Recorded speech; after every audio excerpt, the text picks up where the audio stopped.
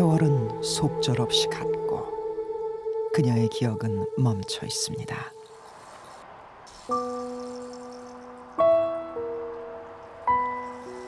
소녀의 기억에서 서성이는 할머니의 이야기. 참 억울하죠, 그제요.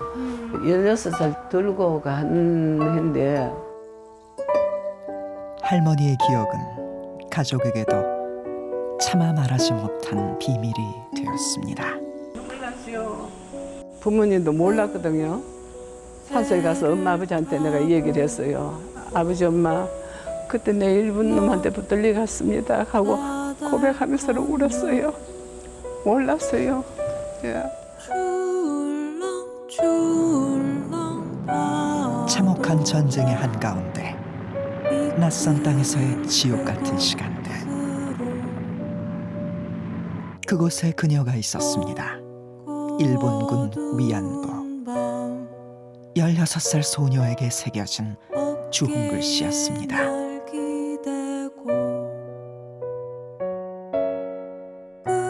오랜 세월 가슴 깊이 간직해온 할머니의 말 못할 사연을 그림으로 풀어내는 사람이 있습니다.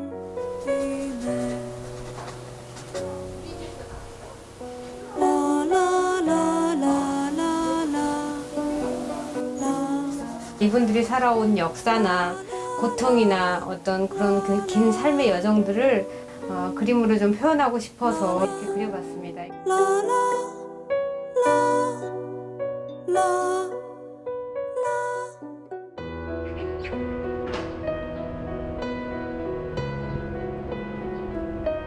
우리의 아픈 역사 속에서 소녀가 품어온 비밀.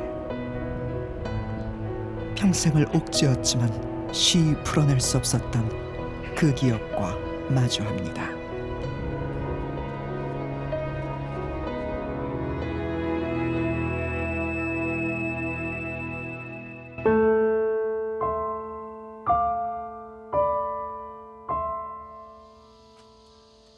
세월의 아픔을 안고 사는 곳. 경기도에 있는 나눔의 집에는 일본군 위안부 피해 할머니들이 살고 있습니다.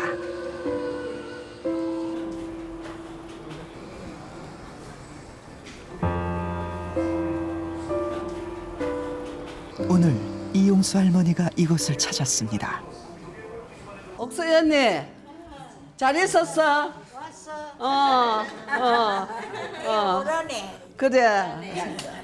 잘 있었어 그래. 같은 상처를 지닌 할머니들은 서로를 의지하며 가족처럼 지냅니다. 할머니가 가장 그리워한 이옥선 할머니입니다. 못 가겠나? 가겠나 못 가겠나 빨리 말해. 못 가. 못 가? 손이 싸늘하네. 얼마 전 큰 수술을 한 이옥선 할머니. 불과 몇 달 전까지 함께 증원을 다니던 사이였습니다. 옥수 씨 힘내라.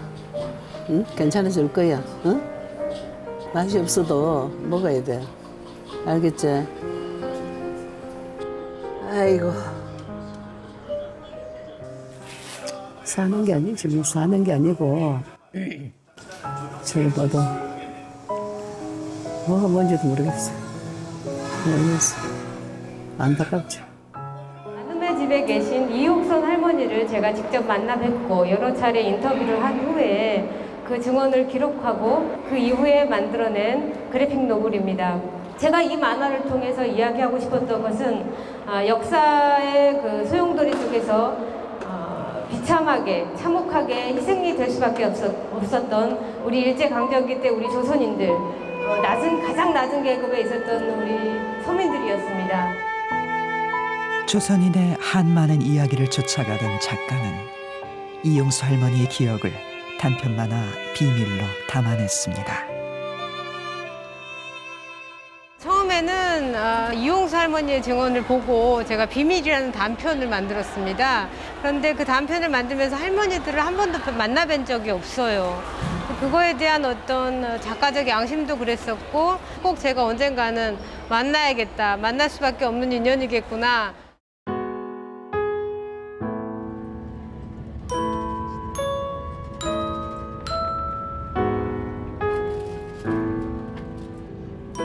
서로 다른 시대를 살아온 두 사람.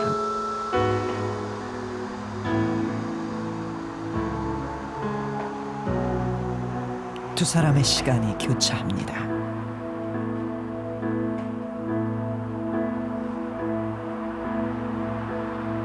Say you'll be here with me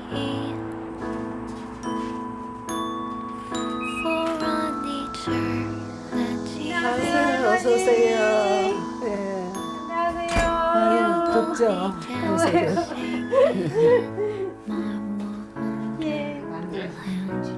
비로소 두 사람은 마주 앉았습니다. 나이 많지는 않습니다만 이제 91살 많지는 않습니다. 그렇게 안 보이세요. 그런데서 뵙고 훨씬 더 아름다우신데요. 아니 고맙습니다. 처갓집 때 네. 할머니는 홀로 감내해왔던 지난 세월의 응어리를 풀어내기 시작합니다. 우리 집에서 나가면 밤에 끌리 갔잖아요. 나가지고서 나가니까 새 여자가 있고 군인이 또 하나 있더라고요. 근데 거기에 내려가니까 거기서 여자 하나가 빨간 보따리를 쌓는 걸 날 주더라고. 그거를 만져보니까 구두가 있고. 그 길이 다시 오기는 어려운 길이라는 걸 그때는 몰랐습니다. 할머니처럼 당시 일본군 위안부 피해자 대부분이 취업 사기와 협박, 유괴, 납치 등을 통해 어딘지도 모를 400여 개의 해외 위안소로 끌려갔습니다. 대련소 탔거든요. 대련소 5지 탔는데 일본 해군이 300명 탔어요. 그 배에 탔어요. 또 화장실에서 일어서려고 이렇게 보니까 군인 구두가 이렇게 딱 보이더요. 그래서 이래 보니까 군인이 딱 이래 못 나오고 막아가 섰었거든요.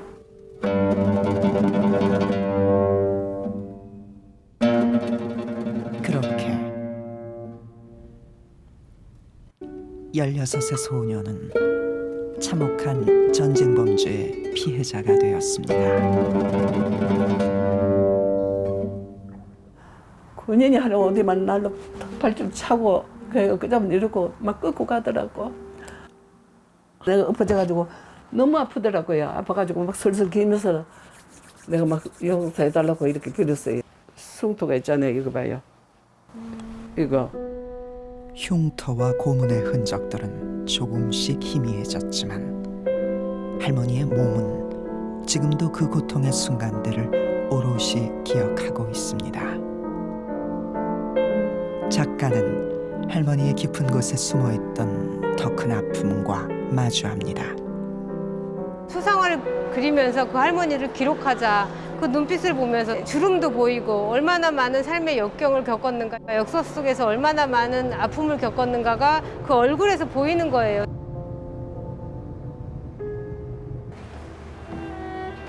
대구 경북 지역의 일본군 위안부 피해 할머니들의 삶을 역사로 기록하는 희움 일본군 위안부 역사관.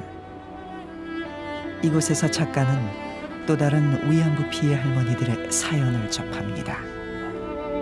그리고 이용수 할머니의 좀 더 깊은 내면의 기억으로 다가섭니다. 당신 18번 아이가 이거잖아.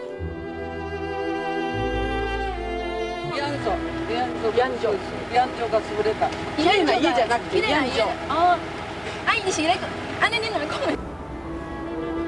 이용수 할머니를 비롯한 몇몇 피해 할머니들이 끌려간 곳은 대만이었습니다.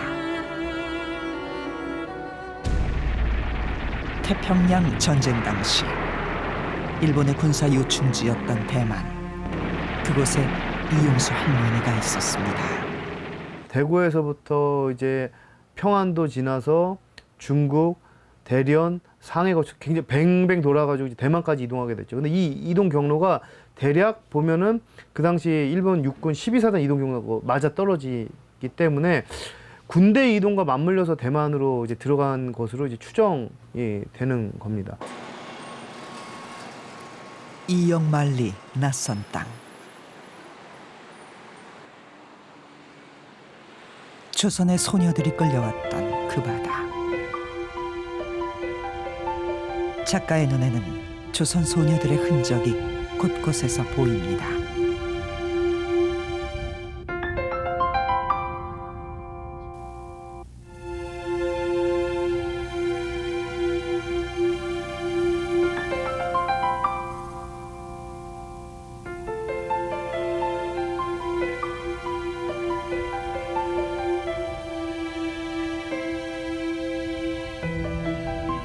오는데 풍경이 달라지더라고요. 그래서 새들이 좀 다르고 구름이 조금 다르고 그리고 할머니가 이 대구를 떠나서 할머니들께서 이 먼 땅까지 오셨구나 이런 생각을 하면서 좀 착잡한 마음으로 왔습니다. 그럴 머리 뭐 할 수 있나 하니 어디 몰라요. 신집고 뭐 어떻고 이렇게 해서 난 몰라 자거니 바다가 가까워요. 가깝고 빠는 나무 많고 날이 좀 따시거든.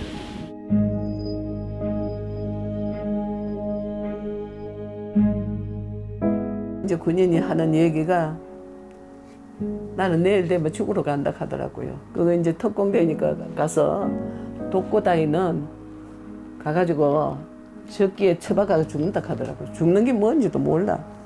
그러면서도 노래를 내가 가르쳐 줄게. 강꼬리리 꾸요 다이왕 하나래 김빠노 구모놀이 고에때 전통기는 뜨는데 신죽은 무뎌진다. 쿵덕쿵덕 구름소리야. 아무도 배우해 주는 사람 없지만 노랫말 속 지명을 따라한 곳에는 공군기지가 여전히 자리하고 있습니다.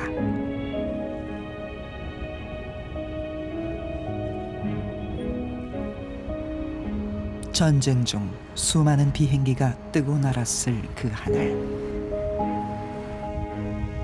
그 하늘 아래서 고국을 그리워했을 소녀들의 그리움이 떠오릅니다. 대만은 가미가제 기지의 핵심 지역이기도 했습니다.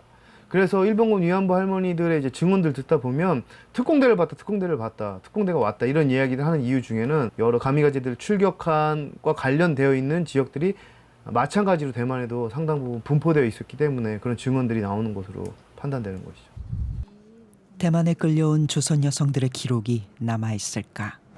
这个是在1942年的时候，那日本的陆军省发出的电报，发到台湾来，他要台湾的这几个人去募集台湾的慰安妇。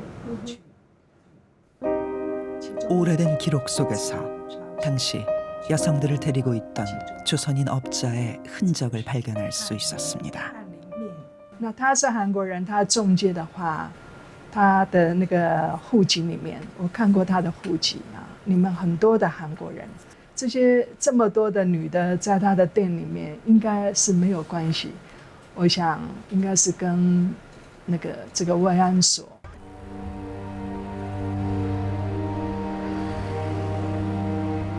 그 시절 일본군 위안소의 모습을 추정할 수 있는 오래된 건물입니다.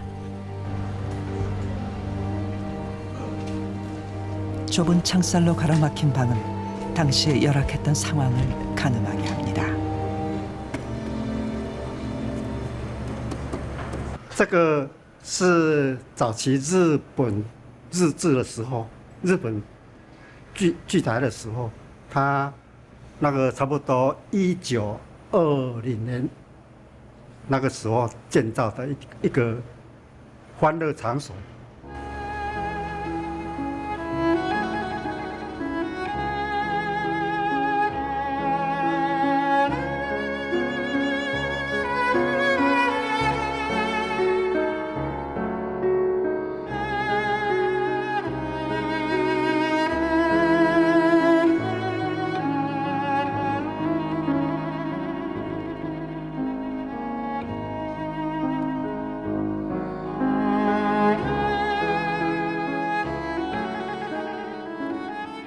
사방을 둘러봐도 어둠뿐인 이곳에서 시간은 얼마나 가혹하게 흘렀을까요?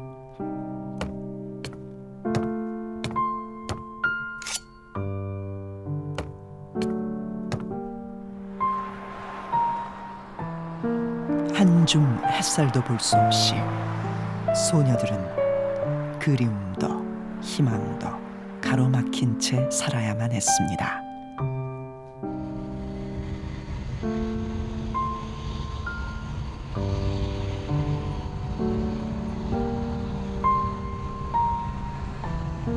철조망이 있는 벽사 하나를 사이를 두고 이 새들과 나비들은 이렇게 자연스럽게 이렇게 자유로이 벽을 넘나드는데, 그때 당시 할머니들, 여성들은 저 나비를 보면서 얼마나 고향에 가고 싶었을까, 이 바다를 얼마나 건너서 엄마를 보고 싶었을까.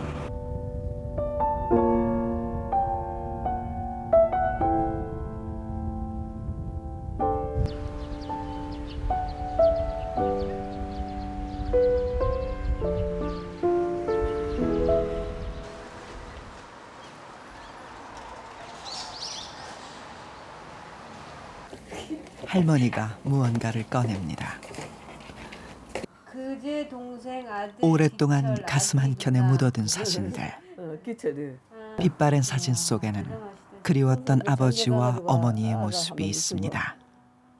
집에 딱 들어서니까 엄마 하니까 우리 엄마가 뒤도 돌아보지도 안 하고 죽었구나. 참말로 죽었구나. 이제 영원히 왔구나 하면서 엉엉 울면서 그냥 방에 이래 들어가요. 그래서 내가 억지로 가가지고 엄마 하면서 근데 안 하니까 우리 엄마가 그때 까물치었어요. 이면서 해가지고 귀신 쫓아내야 된다 하면서 집단에 불러 붙여가지고 막 이렇게 하니까 데리고 엄마를 이제 병원에 갔어요. 병원에 가고 그토록 그리웠던 집이었습니다. 하지만 고향 땅에서 할머니를 기다린 건 편견의 시선이었습니다.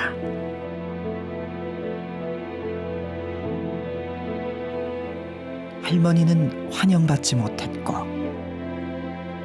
여전히 혼자였습니다.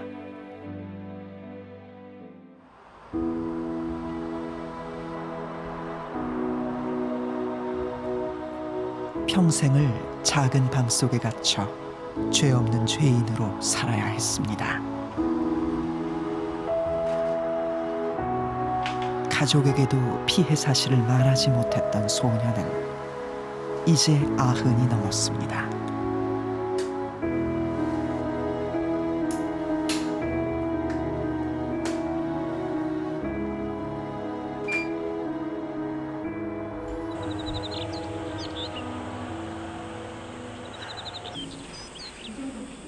할머니는 천천히 인생의 마침표를 준비하고 있습니다. 위안부 피해자에서 이용수로 세상에 당당히 서기 위한 특별한 마무리입니다. 이 작은 묘비에 어찌 할머니의 한많은 세월을 담아낼 수 있을까? 아득한 세월을 딛고 역사 앞에 당당히 서 있네. 슬기롭고 노래 잘하고 있는 90대도 활동하기 딱 좋은 나이라고 힘차게 말씀하시던 우리들의 할머니 정말 만족해요. 너무 만족해요.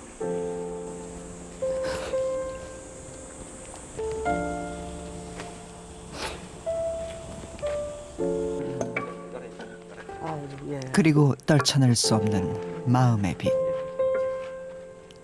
할머니는 자신의 존재가 부모님께 평생 아픈 손가락이었음을 압니다.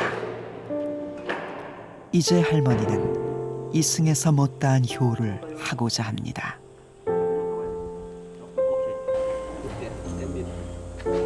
아유, 좋습니다. 아유, 너무 좋아요. 이렇게 좋은 집이. 우리 아버지 엄마 편안하게 계시다고 제가 딸로도 됐습니다. 아버지 엄마 이 세상이 다 하도록 함께 우리 엄마 아버지 엄마 같이 삽시다. 비로소 할머니는 부모님과 같이 살 집을 마련했습니다.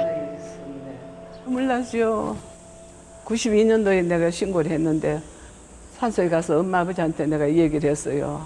아버지 엄마 그때 내 일본 놈한테 붙들려 갔습니다 하고 고백하면서 울었어요.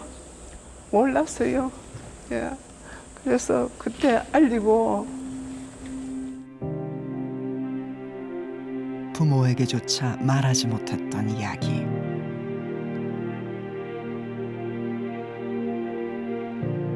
(1991년 8월 14일) 고 김학순 할머니의 첫 증언 이후 이용수 할머니는 용기를 냈습니다.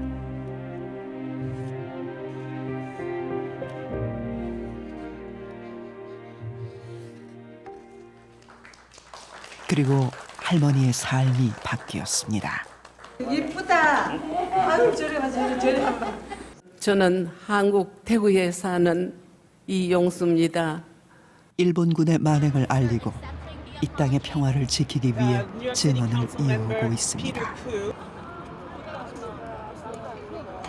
제가 일생 동안 왜 뭐 때문에 이렇게 혼자 이렇게 살아야 되겠습니까? 제가 역사의 산 증언으로서 끝까지 보이기 위해서 제가 증언을 하기 위해서 일본이 일본한테 당했다는 걸 보이기 위해서 제가 혼자 이렇게 89정, 100살 그 정도, 200살 그 정도 혼자 살 겁니다.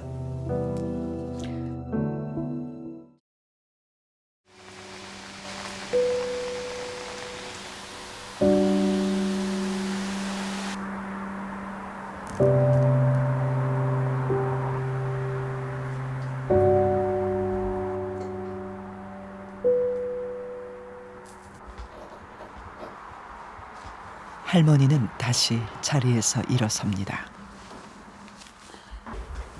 고기 물고 와. 끔끔하게 봐. 이런 거. 떼어야 돼. 외출 준비 마지막에 꼭 챙기는 물건이 있습니다. 그러니까는 68년, 62년?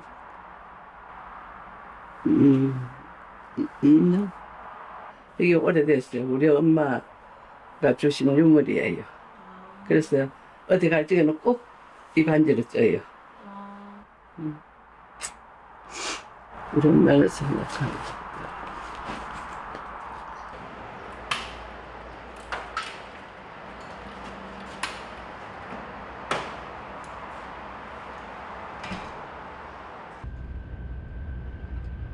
이제는 익숙해진 창밖의 풍경. 할머니가 수요 집회를 오간 지도 벌써 20년째입니다.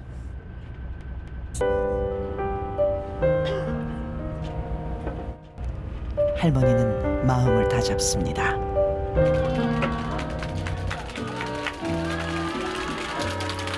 원호가 내 왔다. 안 그래.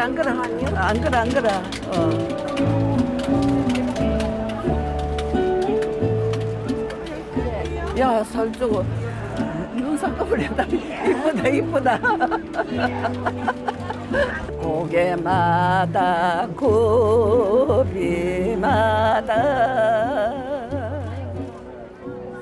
할머니는 또다시 힘을 내어 당당히 섰습니다.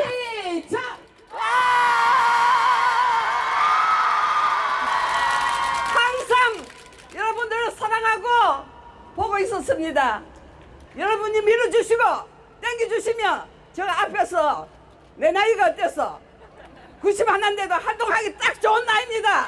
아시겠죠? 정말 여러분들 사랑하고 여러분들과 같이 이 엄청난 문제를 해결합시다. 여러분들 사랑합니다. 고맙습니다. 진짜 사랑합니다. 할머니는 오늘도 너른 가슴을 내어줍니다. 끔찍한 전쟁 범죄 피해자로 역사의 모순을 짊어졌던 소녀. 그 소녀는 이제 할머니가 되어 자기 자신을 비롯한 이 땅의 모든 딸들을 품습니다.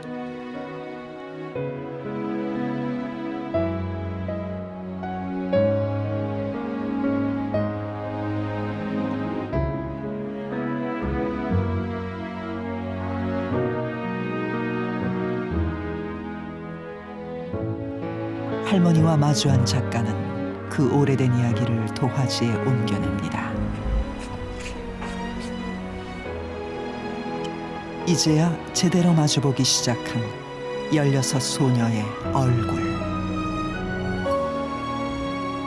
우리는 그 얼굴 속에서 할머니의 잃어버린 시간을 가늠해 봅니다. 오늘 촉보의 표정요. 갑니다. 하나, 둘, 셋. 그리고 그동안 역사의 희생자들을 외면해왔던 우리 스스로만이 아는 부끄러운 비밀과 마주합니다.